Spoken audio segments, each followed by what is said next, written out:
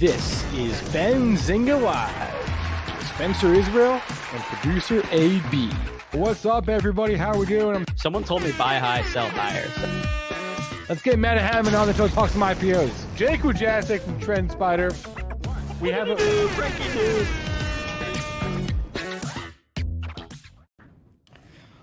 What is up, Zinger Nation? Happy Tuesday. Throw those twos up. Welcome back to Benzinga Live. We have a packed show today.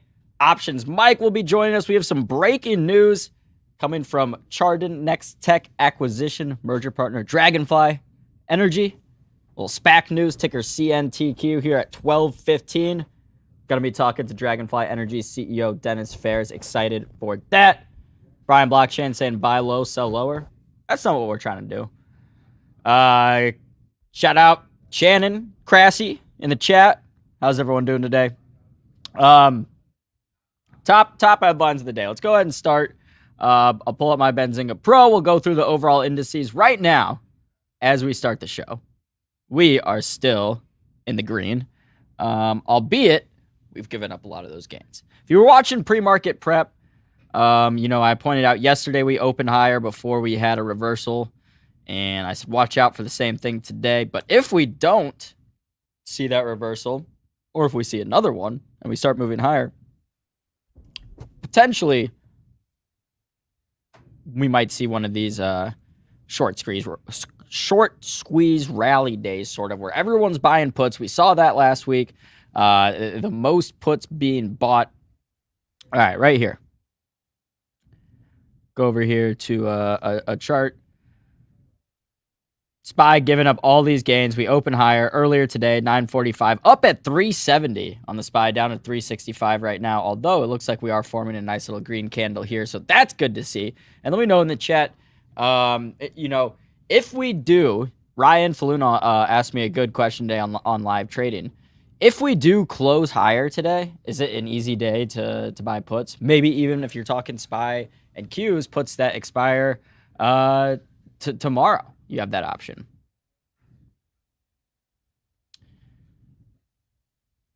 Alrighty.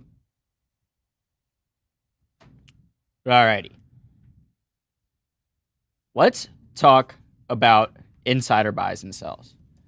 I like going to this page that we have, benzinga.com/SEC/insider-trades. You can filter to just see insider purchases, and that's what I've been doing. Here's one that caught my eye today. Let's do just this past month. Start date month 09, 01, 2022, 09, 27, 2022. Total value, let's filter out. I want to see trades of 500,000 or more. Let's filter out so it's just buys.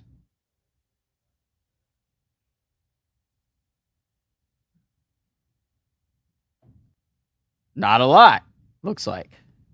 Oh, here we go. JRVS. We're seeing some buys. That's a lot of money going into that. 5.5 million from the vice president and from the director. 923. I'm not familiar with that. Live Nation. That's interesting to see. President and CEO.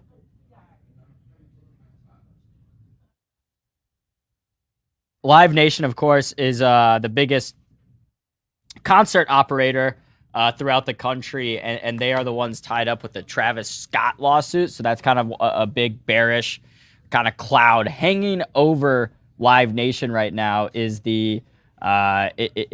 what's going to happen with that lawsuit? But let's check out that JV. What was it?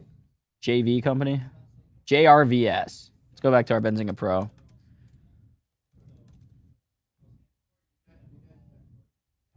We have some other news of the day that I see as somewhat bullish, actually.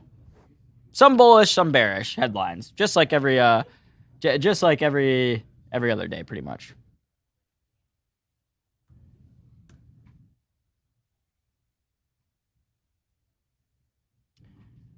All right. Once this loads, here we go. JRVS.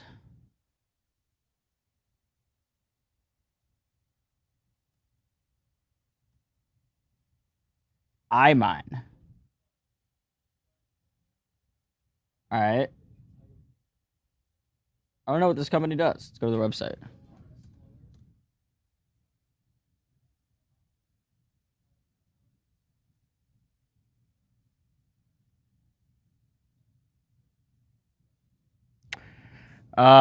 Let's see. Crassy saying, what the hell happened at 11:20? Everything went down at the same time. IV too high. Rowland says it can keep going up today. Imagine if all you had was a newspaper, you might get a morning and evening edition. I don't know what you mean by that, Roland, but I don't disagree. If you had a newspaper, I'd hope you get. All right, I don't know what this company. iMine Corp. All right, I don't really care about this. Whoa, wait. How did it say they bought 5 million worth of shares if it says the market cap's only 2 million? That's interesting.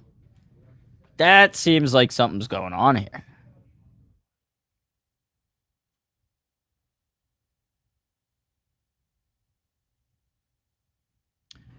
How do they buy 5 million worth of stock in a market cap that's only 2 million? I don't know. I don't know how that works. We'll do so. I'll do some research on that. Get back to y'all. Yeah, fishy. That smells very fishy to me.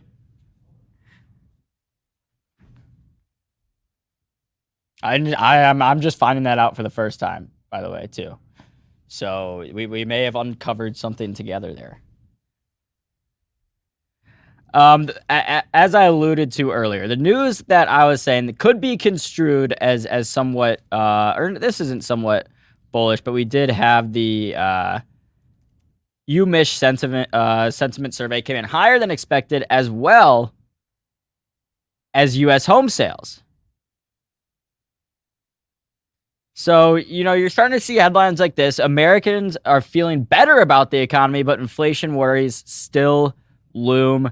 It's from all sides, right? Whether you're talking about consumers, whether you're talking about investors, sentiment has been fallen throughout the last year as inflation's risen. But eventually, once we start seeing that we're seeing inflation slowing down, that sentiment is expected to start reversing, and potentially that's what we're seeing now.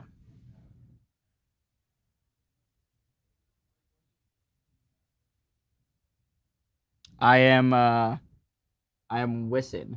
Says it happens every day in the market. Dark pool. Okay. Maybe. I've just never seen such, I've never seen essentially, a market cap get tripled by the amount of stock being bought, which is essentially what happened there, it looks like, right? The market cap was 2. Now it'll be more than 6. I don't know if they created new shares for it. And corporate credit growth, AB. At lows, it'll be a nice reversal. Yeah, and that's what, we're seeing too in the energy markets in Europe. If you guys recall, a few weeks ago, right? Everyone was essentially posting about how bad the energy outlook was in Europe. Whether you were looking in the UK, whether you were looking in Italy, France, the energy prices skyrocketing. Of course, the Russia-Ukraine situation, limiting supply, making it tougher for energy companies there. This is coming from my boy Joe over at Bloomberg on Twitter. European energy prices keep falling. Netherlands, natural gas forward 1 month. You can see here, went from above 300 mid-August down to 173. And this is what we were talking about yesterday. I mean, yesterday we were talking about the currency with the US dollar compared to the British pound or the euro. But the point remains that anytime you see a truly parabolic move in the markets, there is a correction coming. So when you see a parabolic move in energy prices, right, going from 80 to 300 in 3 months, there's going to be some sort of correction. The question becomes, When's that correction coming? How long does the move last? France, base load power, forward 1 month. Of course, France, remember, has a lot more nuclear energy infrastructure compared to its European neighbors, which should help as liquefied natural gas and other, oil becomes more expensive. Oh, what up? Good afternoon, everyone. It's not afternoon here yet in the Eastern time zone, in New York time zone of the United States. It's still 11:42 in the morning, but I assume then, Andio, you're joining us from somewhere in Europe, which is what we're talking about right now. If you're in Europe, it's getting a little bit better on the energy front. I'm not saying, oh my God, this is everyone's going to be, there aren't going to still be higher prices this winter. Of course, there will be. The supply has been constrained. We have news on the pipelines from Russia as well, coming from my second favorite, Javier. Show that tweet now too. Twitter heavy show so far today. Shout out Elon Musk. We also have some Twitter Elon Musk news, speaking of that. So the Nord Stream 1 and 2 pipeline leaks are 75 kilos apart. Two very distinctive incidents. The Danish military has dropped 3 beacons over the leaks to signal danger. You can see them here. So when we were already not in a great situation, not great to see these leaks. Looks like Javier Blas from Bloomberg is asserting something, deliberate happened here. What is the Nord Stream pipeline? I thought goes from Russia to Europe, right?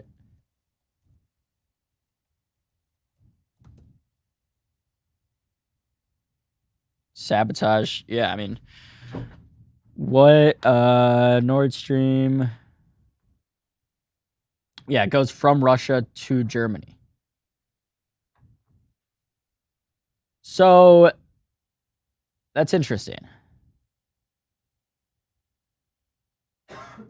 No, I don't know what here's the thing is, what are they going to say? It wouldn't really make sense to me, at least. And I don't know that I don't know anything about this situation really.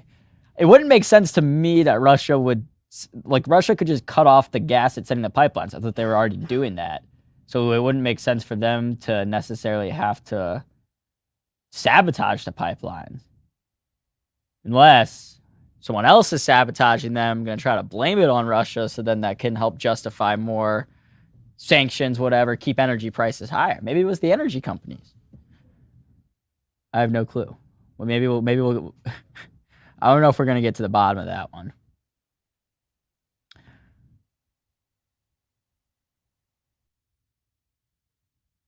Again, just another rundown for the show today. Here in about 30 minutes, going to be joined by Dragonfly Energy CEO, Dennis Fairs. Excited for that interview.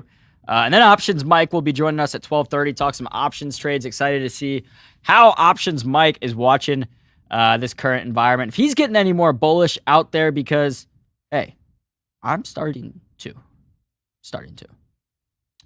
Let me get my Benzinga Pro pulled back up.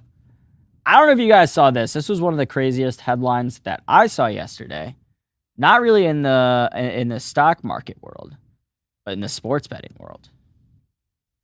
One of the biggest parlays I've ever seen be hit. Let's pull this up. Shout out Chris Kachi for this article.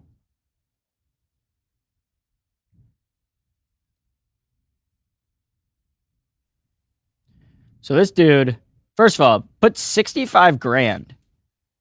You have to be really really risky to be able to put $65,000 on a parlay. Randy says he'll do it. So the ticket included Arkansas +2 versus Texas A&M, Minnesota money line versus Michigan State, Colts versus the Chiefs, Jags versus the Chargers, Packers versus the Bucks, and Broncos versus the 49ers. Piemonte, don't know how we're going to say that, with a potential payout of $5.6 million.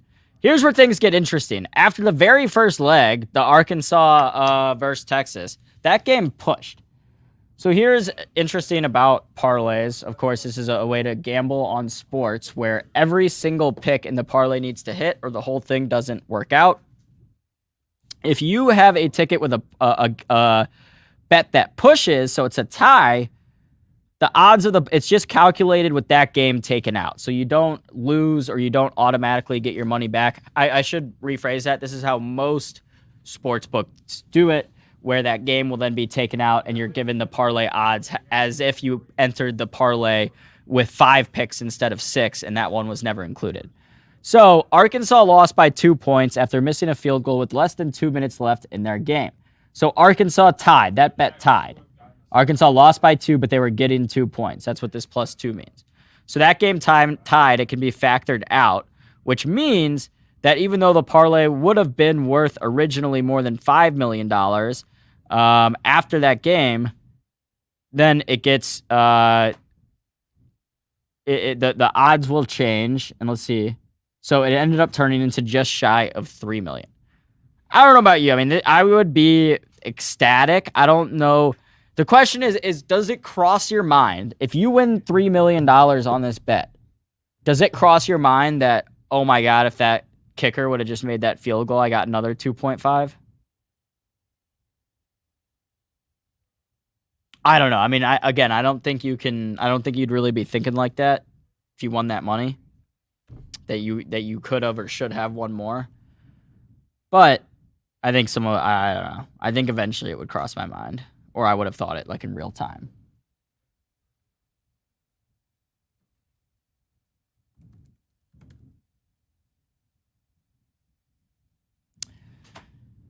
So, all right.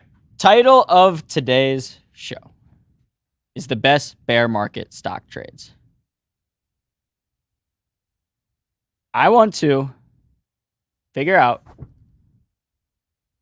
with you guys, what are our best options if we continue to stay in the market? Because I don't right now am not willing to really go short. I feel like we're kind of extended to the downside, right? If we just look at, and again, you guys know I'm not a huge technical trader. I like to look at the charts. How I like to use charts is when I'm like interested in a trade, I'll look at the charts and see if I think it's a good or bad entry point. I know this is hard to see. Let me see if I can figure out how to.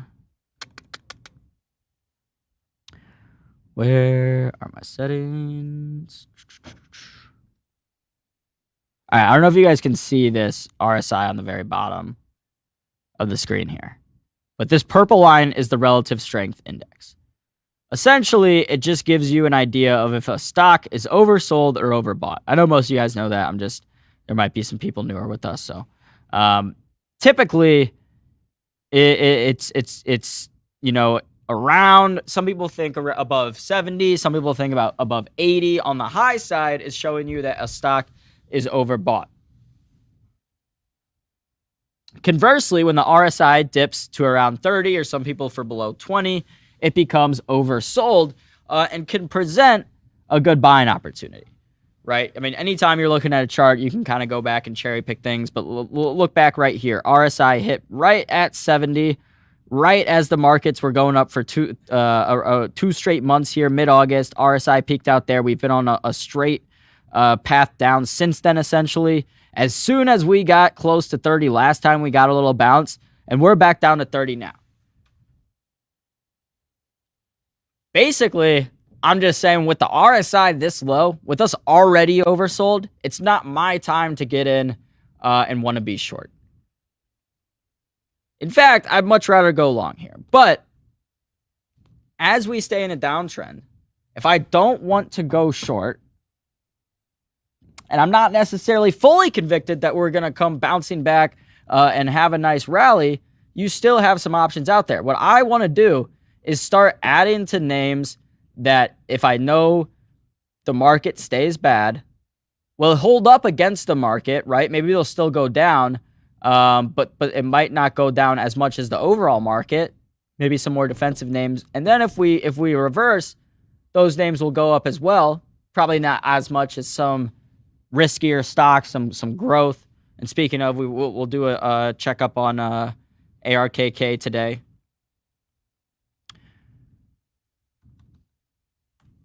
So, what are some of those names? I have 3 categories. One that I think is interesting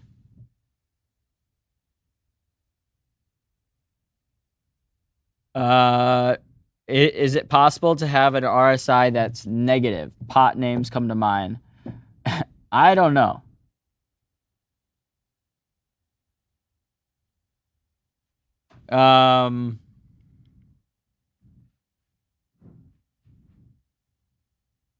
Possible rally too, Crypto Taurus is in. So, all right, a couple categories. One is dollar stores. Let's look at Dollar General.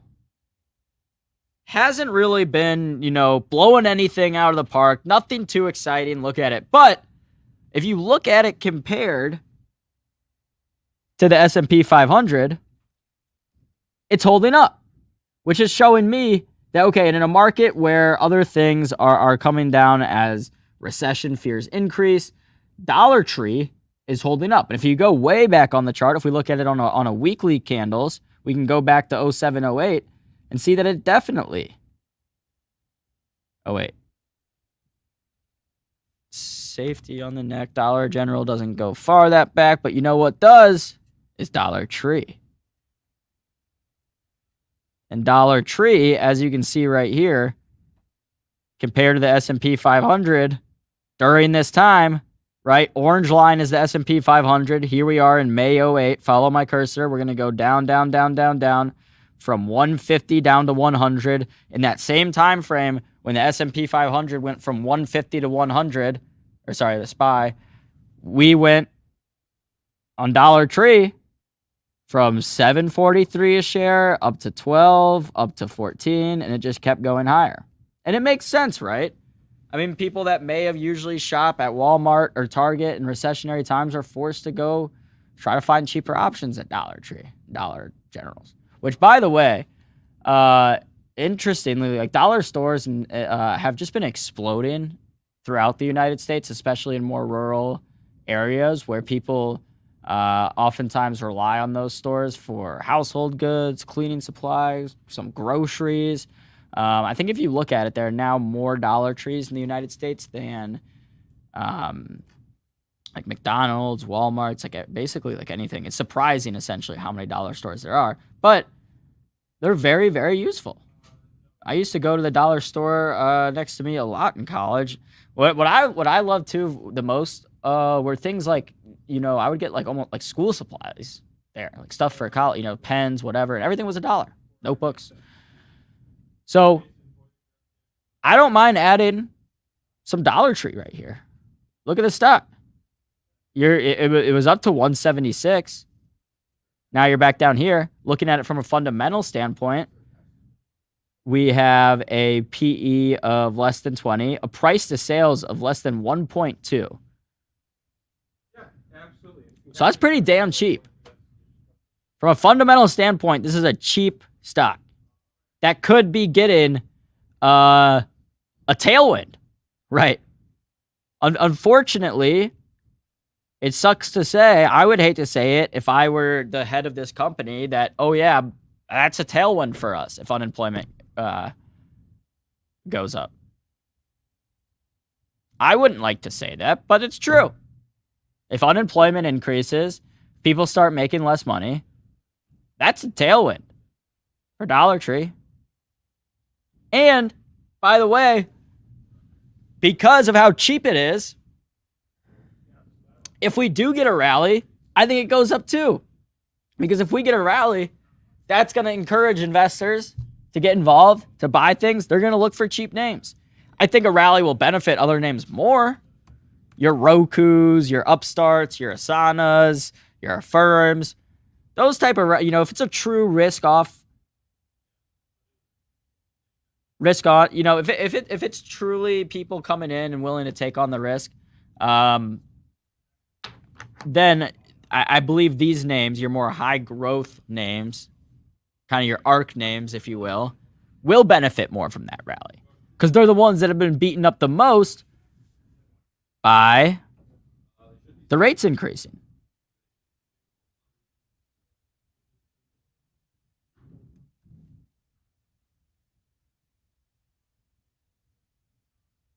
All right, what am I doing wrong here? Someone help me. Why is it not overlaying on top of it? I think you can still get the point though. That illustrates the point more. ARK up here on the top has now completely reverted back to its pre-COVID levels, whereas the S&P 500, right, pre-COVID, we were 333, pretty damn close. Still about 10% away. Point still remains. Growth has been the one being beaten up the most by the rate hike. So when we do eventually get a rally, when the Fed is forced to pivot, which is coming, we just don't know if that's going to be in 3 months. We don't know if that's going to be in 6 months. I personally, this might be me being a little bit aggressive or a little bit greedy. I want to get long, fully back long, deploy cash back into, whether it's just the S&P 500, whether it's in different funds, whether it's individual names. I want to get back long, fully long before the Fed pivots. Because you oftentimes see this, right? You hear it all the time where the market react, you'll see it in the market first and then it comes out, right? The market starts selling off, then we find out we're in a recession. I think the same thing will happen. I think the bottom will come in before we get that announcement from the Fed. Almost as if, people are watching different economic indicators.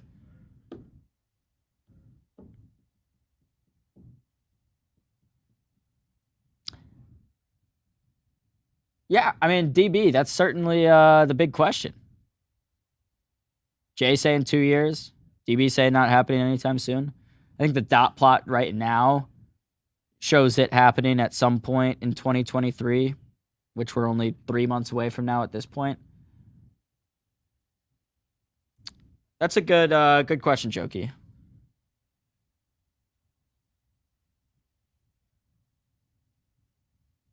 Crypto Taurus asking, do I ever use FUD, the amount of it, to predict price action?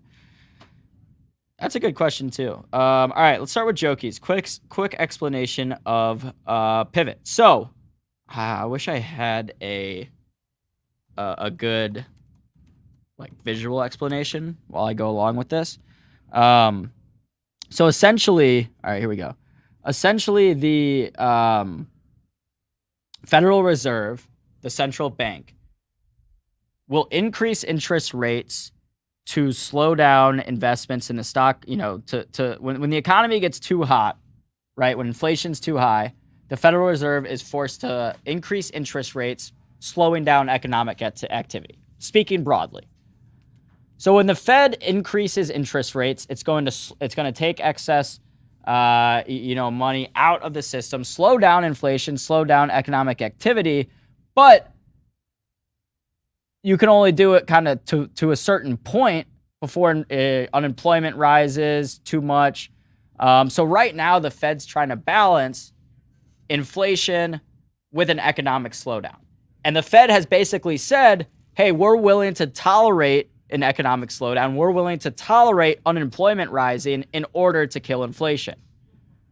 Eventually, that cycle will end. They will say, okay, now inflation has come down enough, okay, the economy has gotten so bad, we're in such a recession that now our hands are tied. We're forced to either, stop rate hikes or eventually start cutting rates. I'm not even, I guess when I say, and I think pivot might technically mean when they when they start cutting rates. I'm not really thinking of it that way. I'm thinking of it more when the Fed starts giving us some, even if Jerome Powell says, hey, we're thinking about going 0.5% instead of 75. We're thinking about going 50 basis points. So the size of the rate hike matters as well. So if he says we're even thinking about going 50 instead of 75, that to me would be a signal, okay, the Fed is getting closer to this kind of pivot we're talking about, where essentially they're just going to start being easy on the markets again. That's actually not a good. So yeah, so hawkish, favors monetary constraint, increases cash rates, looks for stable inflation level, contractionary monetary policy stance, favors economic stimulus, cuts cash rates, looks for stimulating economic growth, expansionary monetary policy stance. So, and this is to people, I mean, it's easy now in hindsight to say that, we had rates too low for too long. This was leading to inflation. First of all, you really didn't see that. You didn't really see a lot of inflation until COVID-19, and we had a global pandemic that constrained a lot of supply chains, leading to that inflation. So I don't know how true that is really. But the other side to it too is it's not like rates are just low for no reason, or people say, oh, rates are low because they're trying to keep Wall Street rich or whatever. And by the way, Trump, who was the one who appointed Jerome Powell, encouraged Powell to keep rates low when the Fed was thinking about raising rates. Not even that, sort of worried about inflation, but more so just, the economy had been so hot for so long and rates had been so low. They were talking about raising them. Trump wanted them to keep them low. We kept them low. There's a reason to it outside of just, because it's good for investors or good for Wall Street. It's good for everybody. It's associated with economic stimulus, economic growth, investments in the country, so it's, it's harder to make investments in our country with higher rates. If you see rates lower, it typically means unemployment's lower. More people are able to get jobs.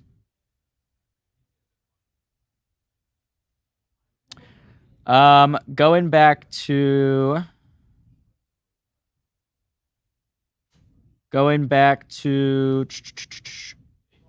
Crypto Taurus's question. 333.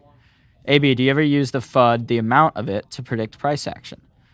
So I don't know if you mean it by price action. You mean I'm like setting price targets, or just kind of guessing which way directionally where things are going to go. I would say I think like the more bear, like if I run a poll on Twitter right now from Benzinga's account, which is essentially this poll, the AAII sentiment survey. If I run a poll right now and say, hey, are you bullish or bearish? And 70% of people respond saying that they're bearish. That will make me a little bit bullish. I'm not saying I'm using that to predict price action. I just think historically, if you look back at the market, if you look back at times where people were the most bearish, then, returns are good after that. And vice versa. I think if you look at the times where historically, I mean, look, this is just this year, not really going to give us that much of, but look, the 1 year bullish high, November 2021, just happens to coincide with the with the essentially the highs that we saw all year, at least in like Bitcoin, ARK, your more growthy names. The S&P 500 and Dow and whatnot ended up hitting highs in early January, a couple months after that. But for most of growth, for a lot of retail driven stuff, everything topped out in last November. So that was the top coincided with the 1 year bullish high. The 1 year bearish high was last week. Well, I don't know. Could just be a coincidence. But that sample size increases as you look back on it. Here's where I think, well,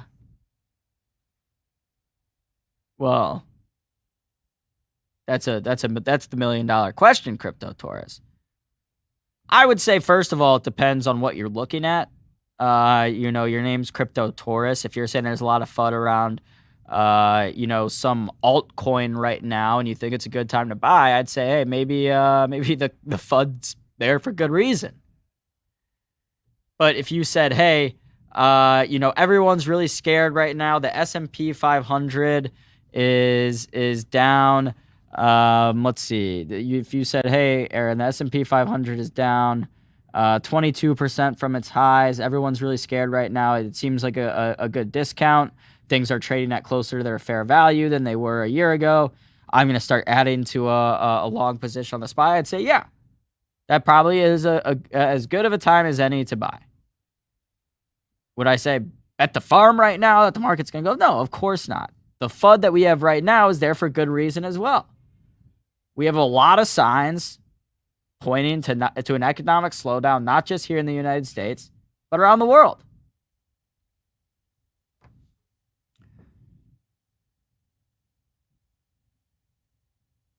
Dry DRK Sid Traders said he's bullish on BBIG. We can take a look at BBIG. It's been a while. I typically on this show, and we have a number of different shows on the channel, man, we typically don't talk about, well, I went to Benzinga.com instead of Benzinga Pro. Stocks under a certain amount market cap. Although their BBIG's market cap is actually pretty decent. Over 200 million. If you guys aren't familiar with BBIG, Vinco Ventures, I think, and correct me wrong, I feel like most of people investing in it are investing for the version of TikTok that BBIG has. That's big in India, I believe. India. It's like a kind of an Indian competitor. Lomotive. BBIG. I don't know. I really, to be honest with you, I don't have any thoughts on this. Especially with, I know there's like an ongoing lawsuit now, or they're going to court over the Zash investor group tried to take over the company, and the company said no, and now they're having this battle. So to me, there's too much mess going on and I don't follow it on like a daily basis or anything, so don't know too much about that situation, so don't want to speak too much about the stock. SPY testing its lows. We hit back here. Did we officially make new lows yesterday, by the way? I think we did.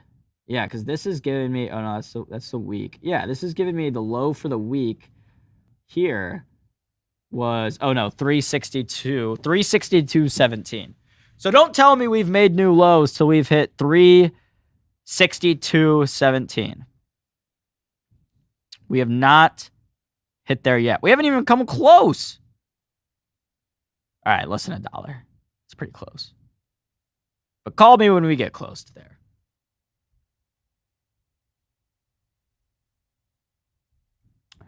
I don't know.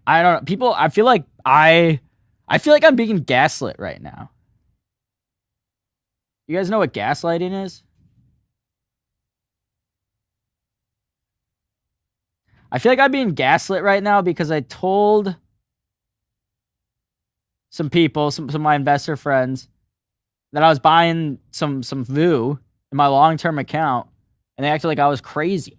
Hey, what's going on? Like that thing was about to cry. I was like, how is that crazy that I'm buying some VU down here? Am I really the only person that is somewhat, I'm not even like, I wouldn't even consider myself bullish. I'm just not, I don't think I'm scared as other, like it's the S&P 500. It's a VU in my long-term account. I'm not buying it for a swing trade. I'm not looking to sell it in 2 weeks.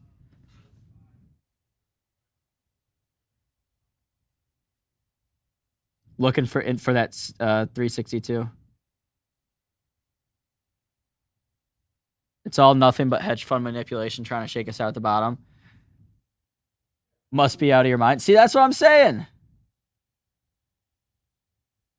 I'm the crazy one for when, like, I don't know. Historically, I feel like you're the crazy one for not buying some SPY down here. You know it's going to come back. You just don't know when. I don't know about like hedge fund manipulation or anything that, but it is interesting that the way the stock market kind of tends to work out is that people do get shaken out. Like you got, and we talked about that earlier, where the time in the last year, in the last 52 weeks, the time that the most people were bullish happened to be right here, November 21. Right here, right before we went down 20%, that's when most people were bullish. So is it because it's just the psychology of the markets? Is it, manipulation? Is it, just how a cookie crumbles? I don't know. But historically, that's how the markets have been. And basically every single bull run, especially this past one, more so than any other, this COVID bull run brought so many new traders into the market. And that's happened before. And what's happened before is that by, 2 years after that point that all these people come in, only half of them or most of them are out. And history doesn't repeat itself, but it often rhymes. So I think about that a lot. What would kind of the max pain scenario be? What do essentially retail traders want to happen the least? Doesn't always happen. Right here, during this run, retail was having a ball. And in a lot of cases, actually outperforming not only the market, but professional managers, retail investors that were, we were buying. I'm a part of that. Buying YOLO options, buying AMC, buying GameStop. Actually outperformed the market for a little bit. Not anymore, but for a little bit, that's what happened. And if you saw last week, here we go. 62.47, 62.17 is our official low that we set back in June. And if you're new to investing, new to trading, and you're wondering why we care, common idea, school of thought among technical traders, people that use charts to trade, that if you break through that low, it's seen as bearish, that you got more room to fall. Whereas oftentimes stocks will hit a support level where it's been in the past, or where it's bounced off of in the past and will bounce off of again. So if you don't get that bounce, it can be construed as bearish. So that's why people care right now if we're going to hit that level. I'm not a huge quick day trader charts guy. So to me, it's not that big of a deal. I mean, because to me, if we go down to 360 and we end up bouncing from there, then in 3 weeks, we'll look back on it and it'll look like a double bottom. It'll look like we hit the same level we hit there. It's not going to matter that it was $2 off, really. All right, but there you go. Officially below. Officially broken through lows. I will say, hand up, I did think in that 2-month rally that we had seen the lows at that point. Again, that was at a point where it looked like, and here, I'll zoom out here. At that point, it looked like a soft landing, or a somewhat soft landing, was possible, where it looked like inflation was cooling, while jobs, we continued to add jobs. Of course, since then, we've gotten the data that shows us that inflation had not yet peaked. So things have, from a macro outlook, you could argue worsened since then, for sure. So hand up, I did think that low was in. You could probably go back to a show around here at late July or August where I called the low in. So got one wrong there. All right, guys. I see our first guest hanging out in the background. Excited for this interview. We've got Dennis Fairs, the CEO of Dragonfly Energy, going to join us. Ticker CNTQ, SPAC merger there. We had some breaking news on Dragonfly this morning. So I'm excited to talk to Dennis about that. We'll get to the bottom of that news. So without further ado, if I get a thumbs up or something from Dennis that shows that he's ready, we'll go ahead and give him our special intro and bring him on Benzinga Live. There we go.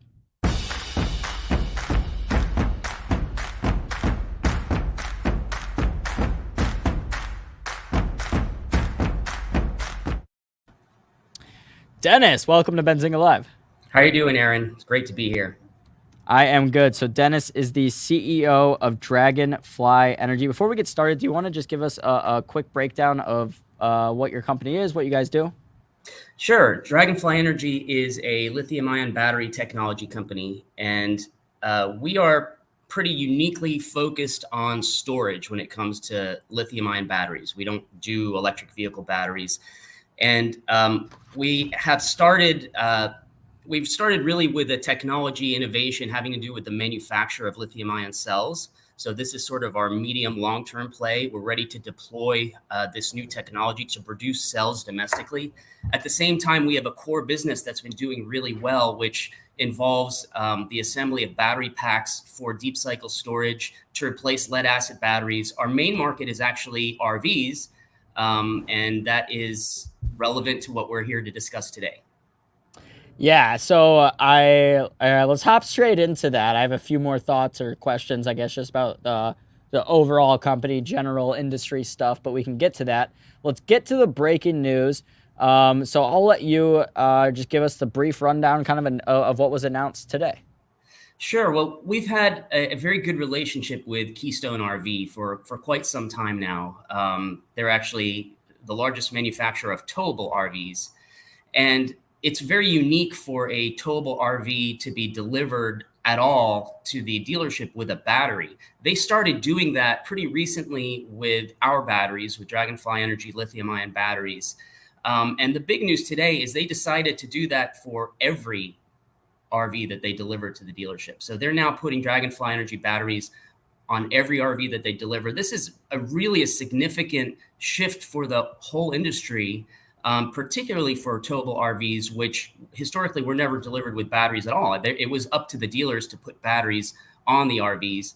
And I think it really signifies a more general shift in the industry, where it's more important for folks to be able to live off the grid, because quite frankly, as fast as the RV industry has grown over the last several years, the infrastructure has not. So there's not as many pedestals to plug into so that you can run all of your appliances when you're on the road. Got it. So I have a few questions about this, and I don't know, this one might be more appropriate for someone from Keystone. But is there a what's the difference? I think I can guess it, but I want to ask and be sure. What's the difference between a towable RV and a camper? Well, I mean, I'm basically distinguishing between towable and motorized. So a lot of RVs have an internal combustion engine to haul everything around, whereas a towable you're actually putting onto a motorized vehicle. So a camper is towable. Got it. So campers included in this, and the batteries, of course, will then, just to be clarified, used to power the appliances and whatnot in the camper, not the actual, motorized aspect of it. The propulsion. Yep, that's correct.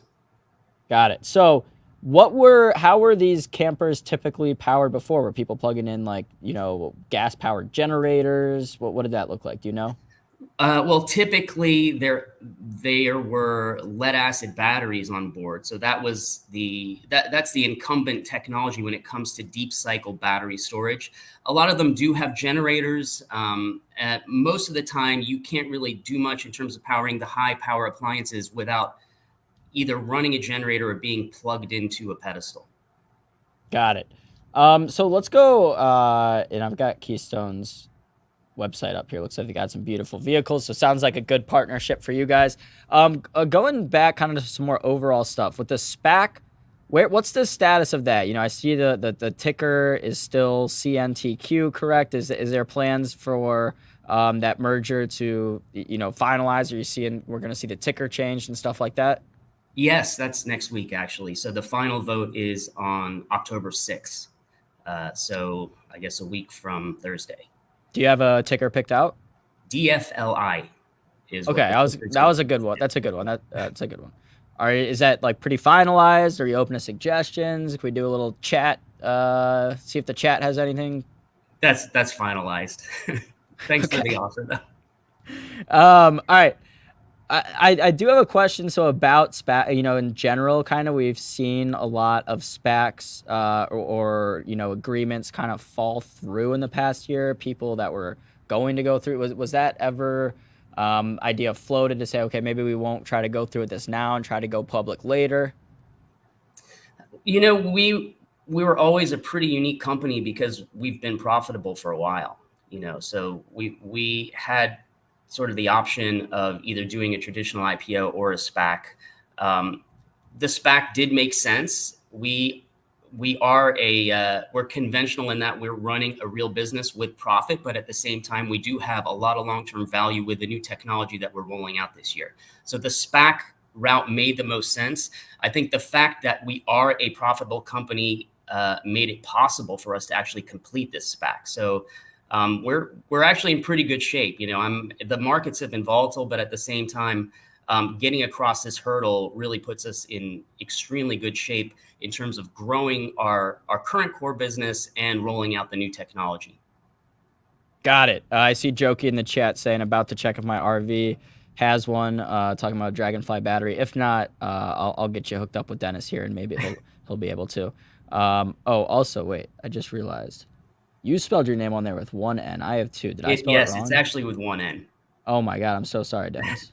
I'm sure you get that all the time where people all the spell time. it with, No big deal. Yeah. So that, and to me, like, I sense some kind of low key shots taken at some of these companies, not from you, but from in general. A lot of people have been kind of all these SPACs are falling through, whatever. I see it as like the fact that you guys are going through with it, and you're saying you're actually a profitable company. A lot of these companies aren't.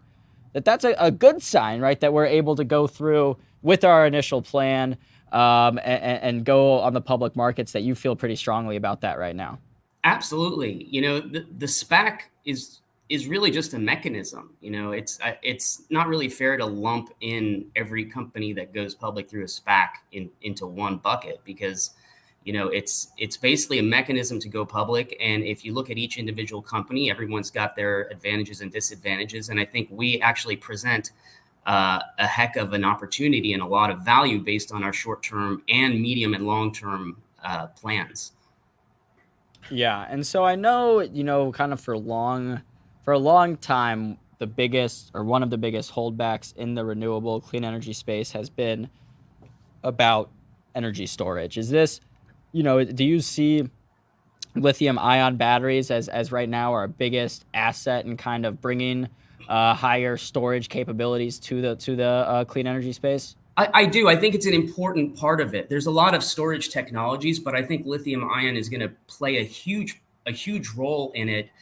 First of all, because of its energy density, and because with the particular chemistry that we're focused on, lithium iron phosphate, it lasts a long time. So if you really work on the manufacturing costs and the efficiency in the entire manufacturing process, then you really come up with a very low levelized cost that when you combine it with solar and wind, you're really on par with the cost of burning fossil fuels. So what we're focused on technology-wise, this is not what we've deployed on the market yet, but technology-wise, we're focused on applying our innovative manufacturing technologies, which have to do with basically dry powder coating. So it's very much a step change from conventional cell manufacturing. We're applying this to an all solid state non-flammable battery. So we see our long-term solution as every home connected to the grid having a large storage installation to buffer the intermittency associated with solar and wind. So it's going to be cost effective and it's going to be completely clean. And that's what we're after. Basically that last mile storage solution in the businesses and homes that are grid tied. But for now, we've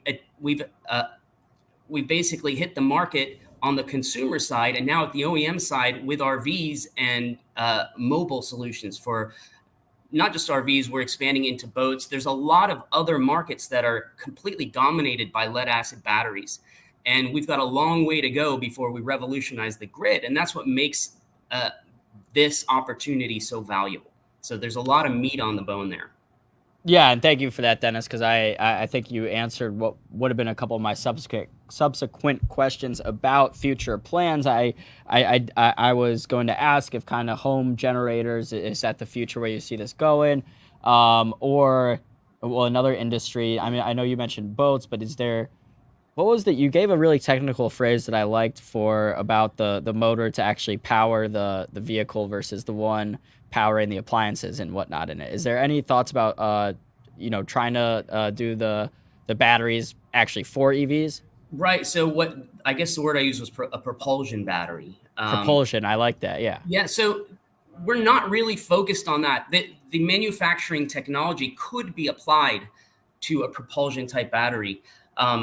But we're not focused on propulsion because it's kind of a different animal. What you need for that type of battery is very high energy density, because you want to be able to drive like 700 miles on a charge, right? So you have to have a lot of energy packed in a small space.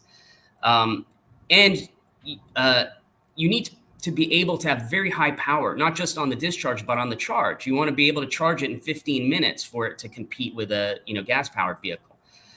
So levelized cost, that's the cost over the ownership of the battery, the lifetime of the battery, is less important for a propulsion battery than it is for a storage battery. But energy density and power is way more important for a propulsion battery than it is for a storage battery. And that's why we're focused on one of those, on the storage battery. Yeah, and that's why, I mean, I think if you know, one of the end goals is to get homes powered, you know, those kind of home batteries, then it makes sense to focus on one of them and not the other. That's right. And right now we're proving it on a small scale with RVs. So that's why this announcement with Keystone is so important.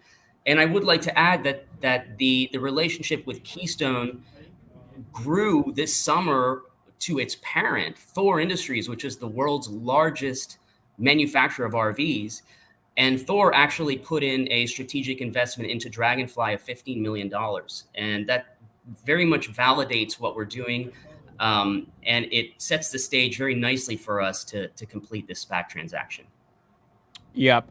What about I've got a final question. I see Will S in the chat is bringing up the point that some people critical of the mining process of lithium, arguing that that's not completely clean. I don't know if you have thoughts there. Well, first of all, I will say I'm not a mining expert, but we do live in Nevada. So we are in touch with a lot of the local mining companies in Nevada, and extracting lithium in a clean fashion is really important to these people. You know, it sort of defeats the purpose if you're making things worse by extracting lithium and replacing burning fossil fuels with solar and wind. As it turns out, it can be done in a relatively benign process. And not only that, but lithium can be re-extracted from spent batteries. So there are a number of companies in our home state of Nevada that are actually recycling the batteries and extracting the lithium from the batteries there as well. So my opinion is that it can be done cleanly. It can be done in a much more environmentally benign way than we are used to in conventional mining technologies. But that is certainly an important part of the industry as we continue to grow and become a big part of the energy landscape. Yeah, and I made it on the point on the show a couple weeks ago. There was like a Twitter post. I think it was actually from Rob Schneider, the guy from all the Adam Sandler movies, where it was like a lithium mine and like an oil rig, and it was making it look like the oil was better than that. And it was like, and then someone posted below it the picture of really the oil field around it, and it looked way worse than and it's like anytime someone's trying to make a point like that, it's, if they're trying to take down clean energy for whatever reason, it's like at the end of the day, it's most likely going to be better than what we have now. So just be careful, anyone out there trying to, if someone's trying to be biased and sharing anything about how bad lithium is compared to fossil fuels, because we've seen firsthand what fossil fuels do. My final question for you, though, Dennis, was about the Inflation Reduction Act, or more generally, just kind of subsidies from the government. Do you expect any help in your ventures going forward? Any plans to try to access some of that funding? Certainly, we will try to.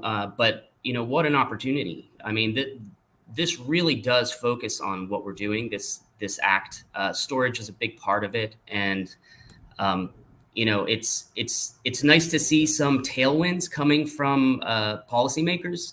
But regardless, we're going to make a financially sound, economically sound solution to the alternative to burning fossil fuels. So, like I said, I'd love to see these policy tailwinds, but we're moving forward either way.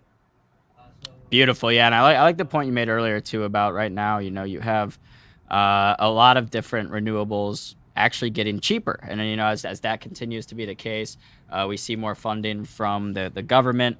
Hopefully we're in a position where people are able to afford cleaner solutions, such as Dragonfly Energy generators at their home someday or in their RVs. That's it. When it's affordable, then the entire industry changes over. We've actually seen that with RVs, because the cost of ownership of a lithium battery is a lot less than the cost of ownership of a lead acid battery, and that's why it's happening. Yeah, there's a reason, this makes sense for Keystone to be doing this from a business economic standpoint as well. It makes their customers happy. Beautiful. All right, Dennis. Well, any final thoughts for us, for our audience? If not, it's been a pleasure having you on and looking forward to chatting again anytime you guys have updates. Thank you so much. It was a pleasure to be here. All right, Dennis, enjoy the rest of your Tuesday. Thank you again for taking time out of your busy day and joining us here on Benzinga. Thank you. All right, guys, that was Dennis Fares, the CEO of Dragonfly Energy, currently ticker, where'd it go? CNTQ. But again, like he mentioned, that ticker will be changing next week. Let's keep things ticking. New ticker coming in next week. Keep things ticking. We've got Options Mike hanging out in the background. I see he's already got charts pulled up ready for us to go. So without further ado, let's give Mike our very specialist intro, get him on the show, and see what Options Mike has been watching.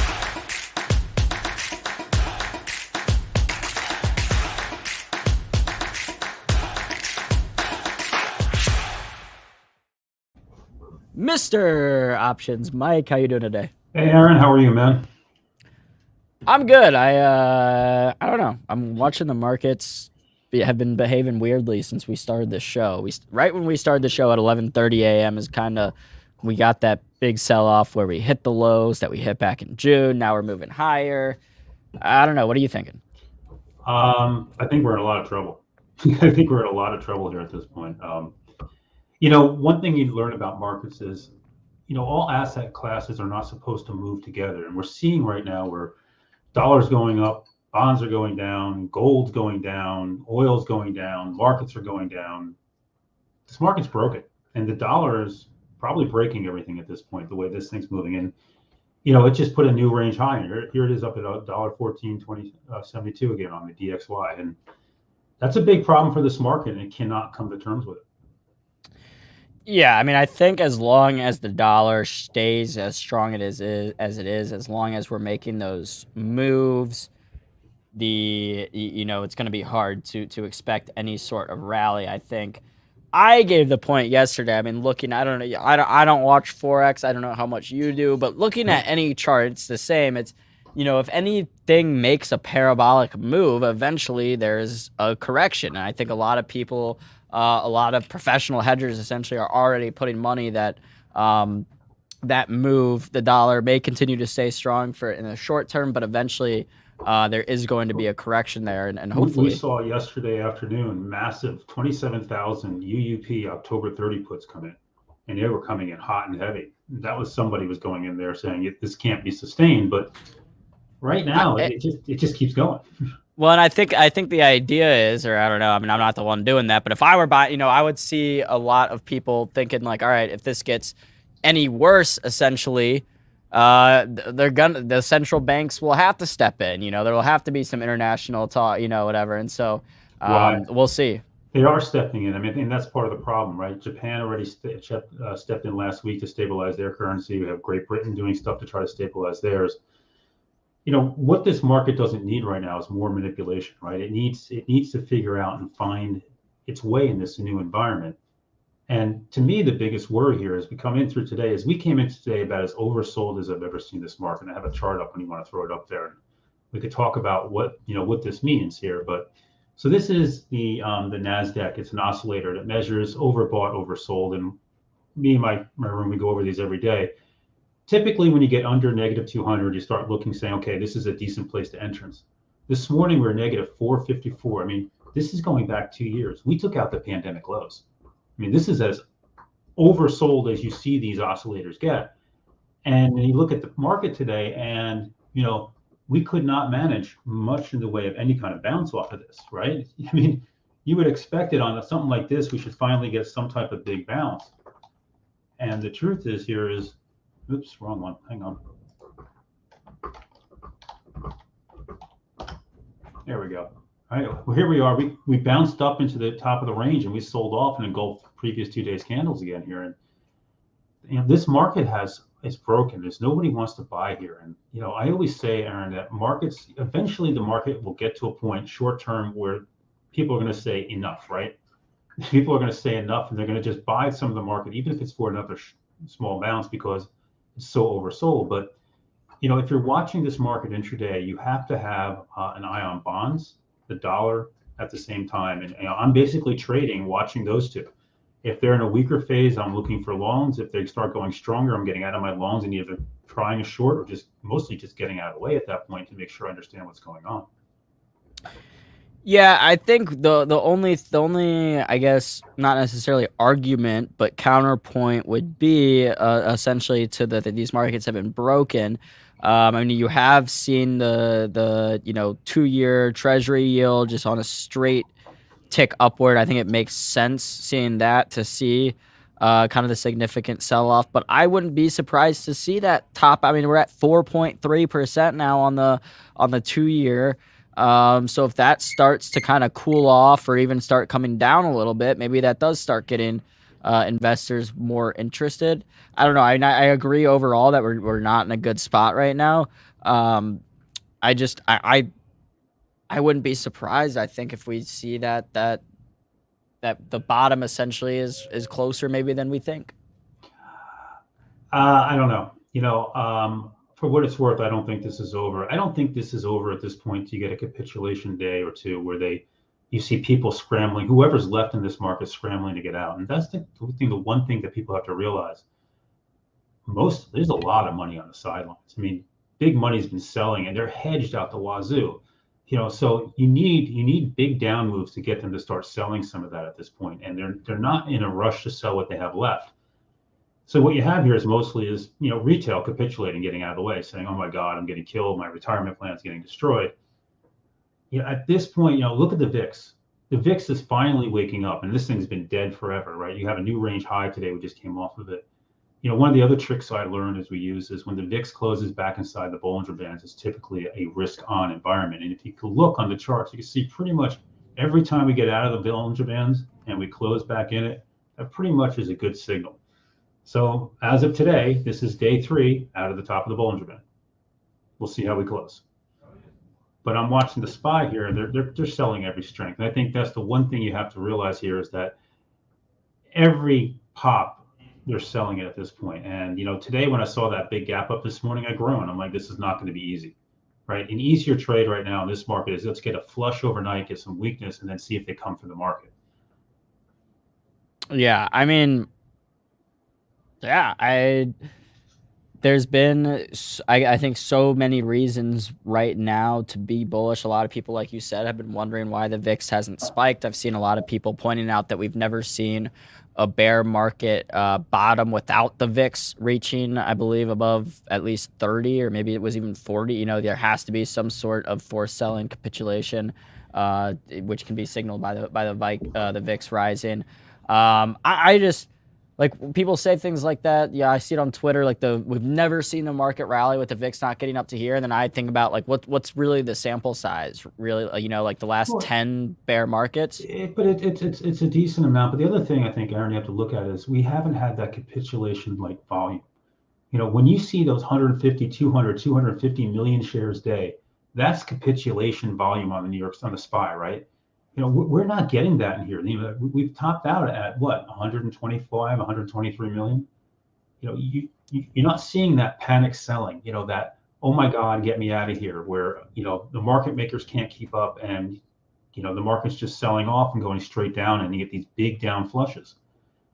This has been very controlled so far. The closest thing we had to that today was this, this little half hour or so drop that we got, as you said, from around 11:30 up until about 12:45, about 45 minutes, 12:15. That's typically what defines a bottom or a short-term bottom, is when you get that. Yeah, and can you go back on this to the March lows of 2020? I believe it was like March 17th or March 18th. 2020, sure, we could open that up.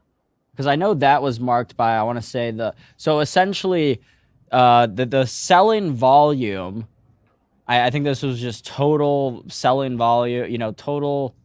maybe it was just total volume. Because for every seller, there has to be a buyer. I don't know.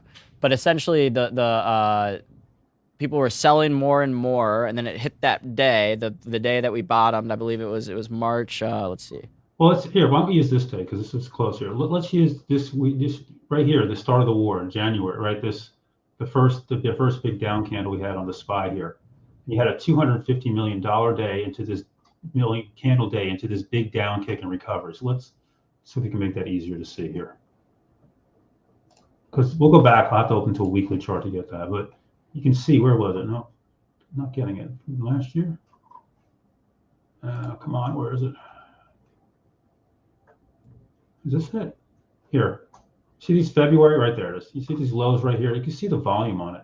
But the problem is here, we're just not getting it, Aaron. I mean, it's just not there.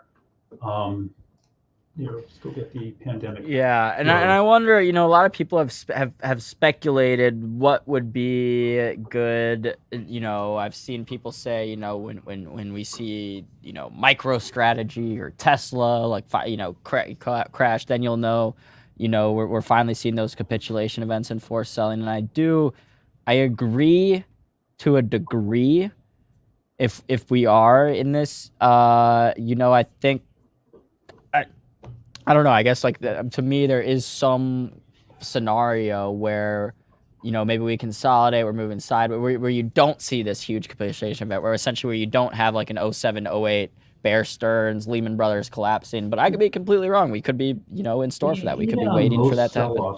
There's some type of capitulation day that takes place that shows the rally, right? You get this big down move, you get a big hammer candle that develops as people come screaming back for it. Here's your pandemic lows down here, right? That we had. And these aren't on a weekly chart. You can see, look at the weekly volume through here compared to where we are right now. It's just not there. It's just not there. All right, so give me this. In your most bullish scenario, where do you see the SPY dropping to? 320 maybe, or do you see like our best case scenario we're down in the 200s for sure? Well, right now, I mean, you're in a big spot. Your weekly 200-day moving average in this 360 area is some support on the SPY. So we're coming right into a fairly major support area here. And this brings us back all the way now into the high, pretty much into the highs of 2020. If you cannot hold here, then you start looking down towards 337. And, at some point, 320 becomes that big spot. That was your recent low there. But there's people out now screaming that we're going to see the pandemic lows. And I mean, it will take a while to get down to there. I think, you have to realize that things don't go straight up or straight down. To me, it's not about it's not trying to forecast where the bottom is. It's waiting for a change in the macro or the environment that makes it more favorable. Does the Fed finally stop talking every 5 minutes? By the way, please don't bring these guys on your show because they never shut up. They talk way too much as it is and gyrate the markets. The Fed guys? Yeah. They need to just have one voice and talk once and stop. This is just getting ridiculous. I know if you ever look at an economic calendar, it's every single day there's a different one of the it's San Francisco Fed leader, it's Chicago Fed leader. They're all speaking once every single day, and it's like, can't we just get a day where they're not? I think Bullard in the last 3 days has spoken 4 times. I mean, how many times do we need to hear him speak? We know your opinion is at this point. We don't need to keep hearing it. But I think you have to look for a situation where the Fed finally realizes they're not going to fix inflation just by raising rates. That's just going to start putting more and more pressure on the average person. The average person who's sitting there in debt and their debt payments are going up. And if they're trying to buy a car, their cars are going to cost more, right? So at some point, the Fed's got to realize that there's a better way to fight inflation than just keep jacking rates to the moon. The other big thing coming up is in earnings. And man, if we thought the companies warning about Forex headwinds last quarter was big, I cannot imagine what people like Microsoft and CAT are going to be saying this quarter.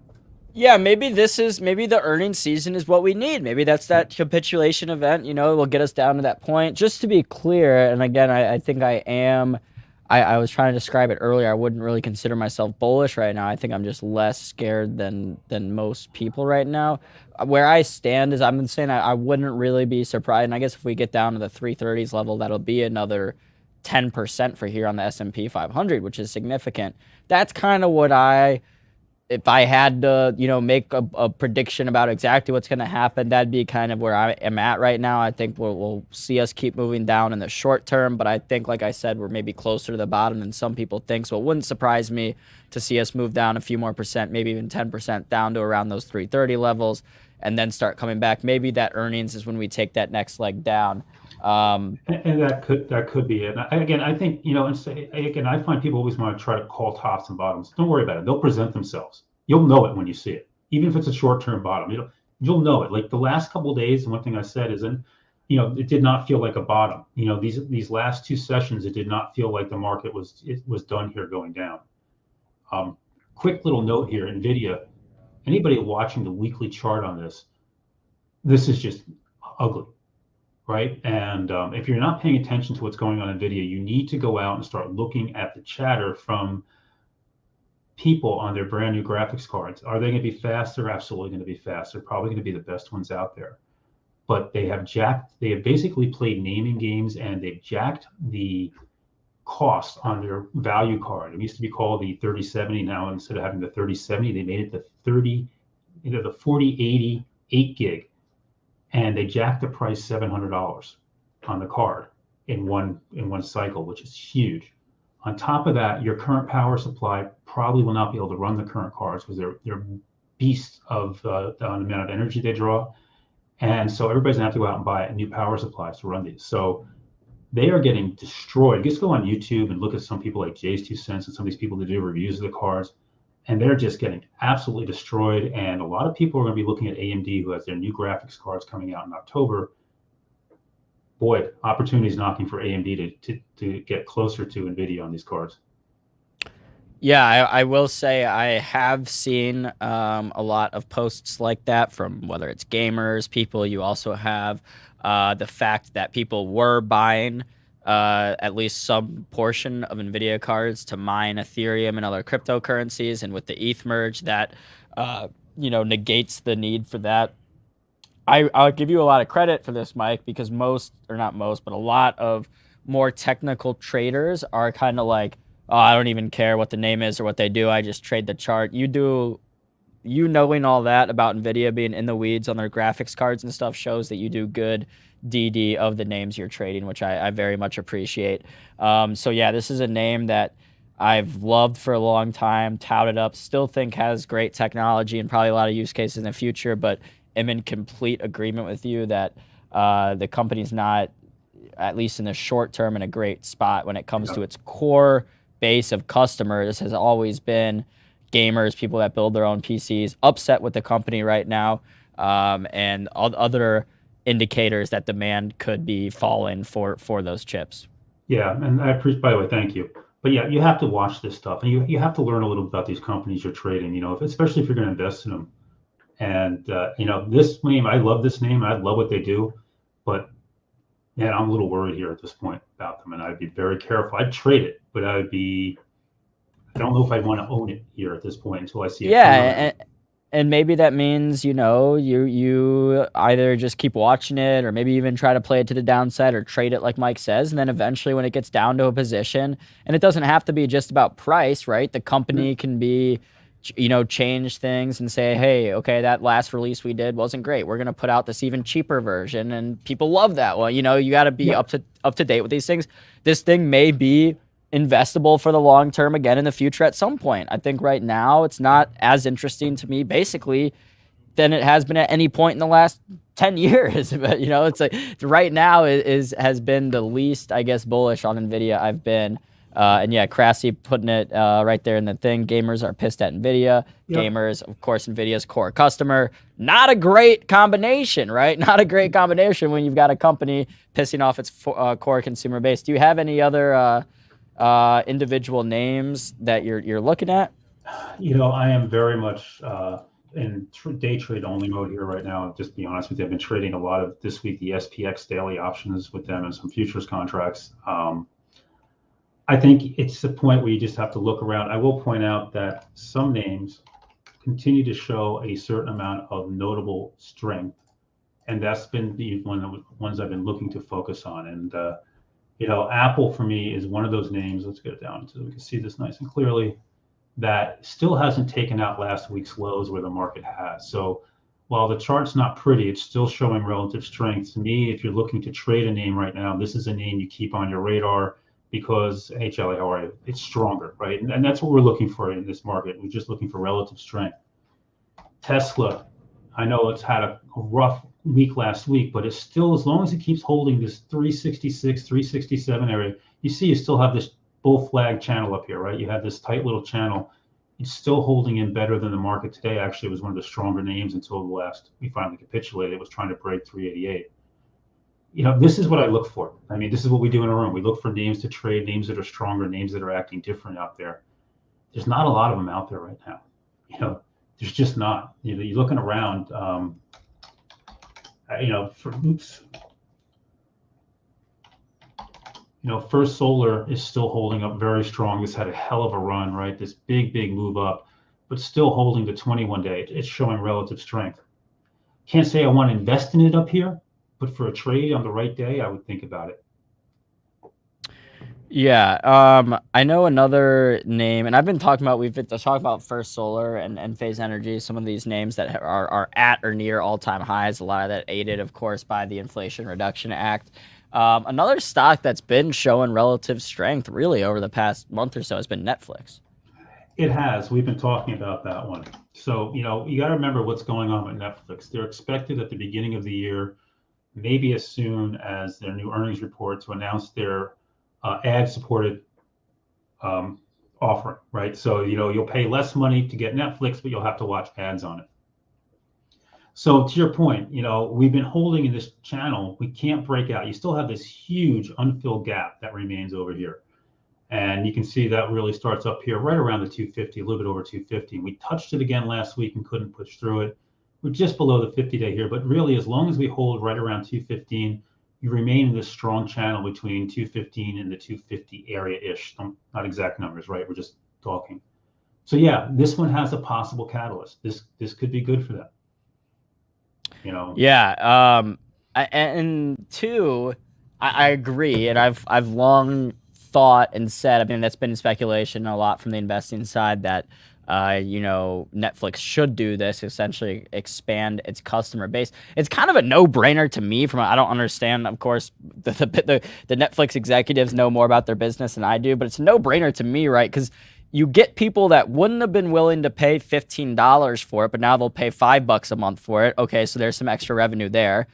And you get revenue from the people advertising on it. It's like, why haven't you been doing this? Of course, I'm sure there's some good explanation for it, or maybe not. Well, there really is, and there's one big problem that they have. So they've made some really nice hires, right? They took the head of Snap for advertising them over and brought them over, but they don't have any foot soldiers. They have no experience selling ads, Netflix, and they don't have the foot soldiers. So while it sounds great, it's not going to be easy to sell ads. And if you think about what's going on in the current environment, companies like Facebook and Google, Meta, Facebook, it's always going to be Facebook to me, but yeah, Meta and Google getting, I owe you $1, Chris, in the room. I know, sorry. Every time I say it, I have to give them $1. These two names are getting killed because they're seeing advertising revenue drop, right? So Netflix is trying to start this service into a very, very tough economy. And they do not have the experience or the people to go out selling it. By the way, markets are popping back up here.